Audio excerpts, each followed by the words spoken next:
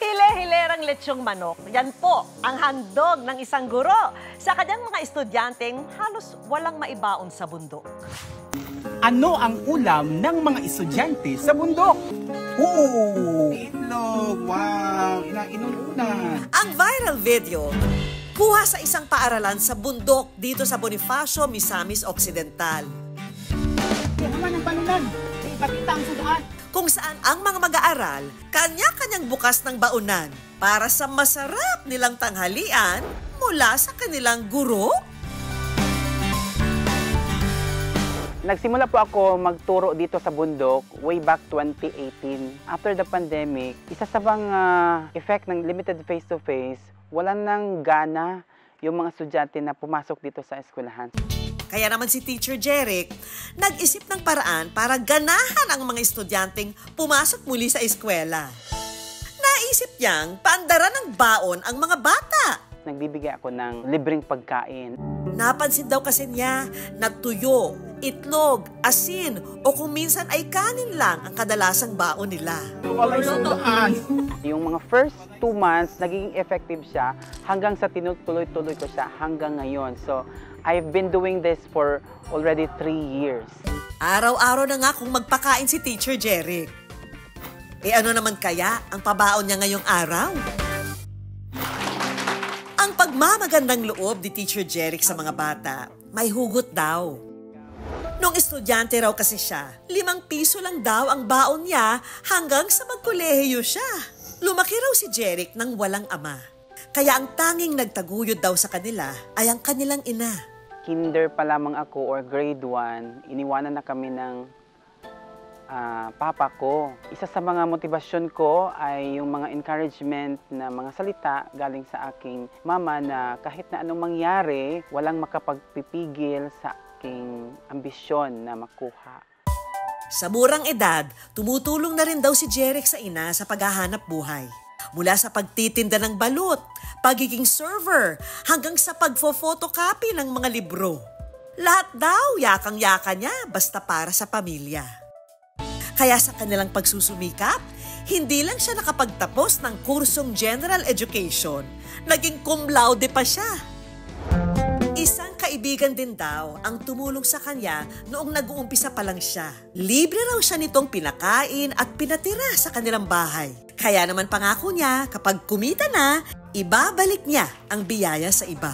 I believe na with my advocacy, these children will be able to finish elementary, high school, and college. It's a great fulfillment po talaga.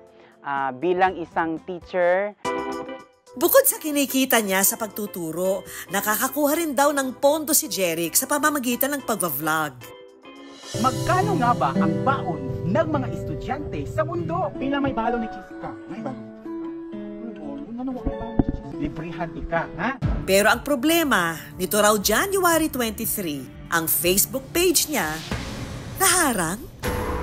nung nagsimula ako mag-post video, hindi pa talaga ako nag-earn. Until after 4 months, I was able to be qualified na mag-monetize yung Facebook ko. And then right after 4 months, agad yung Facebook ko dahil yung mga ginamit ko ng mga music is not mine. Pero natigil man ang pinagkukunan ng budget. Ang pagpapakain sa mga bata, hindi raw dapat matigil. Kaya si Teacher Jeric may naisip na paraan. Kaya naisipan ko mag-loan for the second time. Actually, yung first na feeding activity ko, it was also a loan din po sa bangko.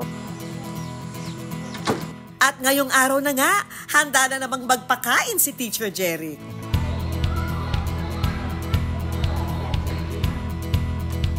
Our menu for today, full breakfast meal with tinapay at gatas pa.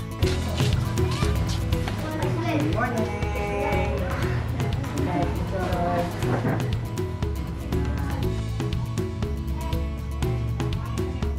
Ang mga estudyante ni Teacher Jeric gaya ni Eliza, lubos ang pasasalamat sa kanya. Mura ra pud siya amo ang papa nga manggihatagon kaayo. Ug napoy usahay tagaan po niya og kwarta para pang palit og namo og snack.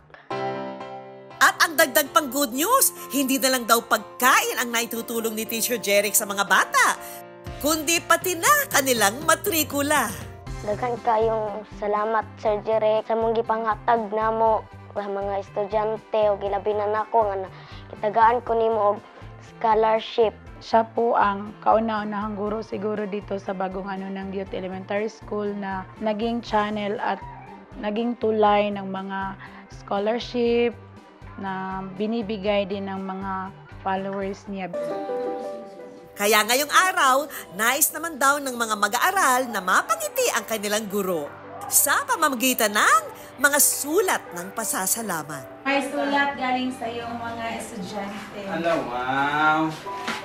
Salamat sa mga grasya nga imong gihatag kanamo, labi na sa mga gamit sa eskwelahan. Salamat kaayo labi na sa mga sinina nga imong gihatag sa amua. Daghan kaayong salamat.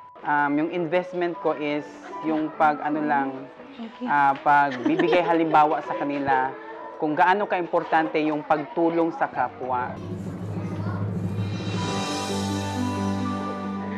Salamat. Sabi nga nila, hindi naman daw kailangang maging mayaman para makatulong sa iba. Dahil gaano man kaliit, basta galing sa puso, isa ng malaking biyaya para sa iba.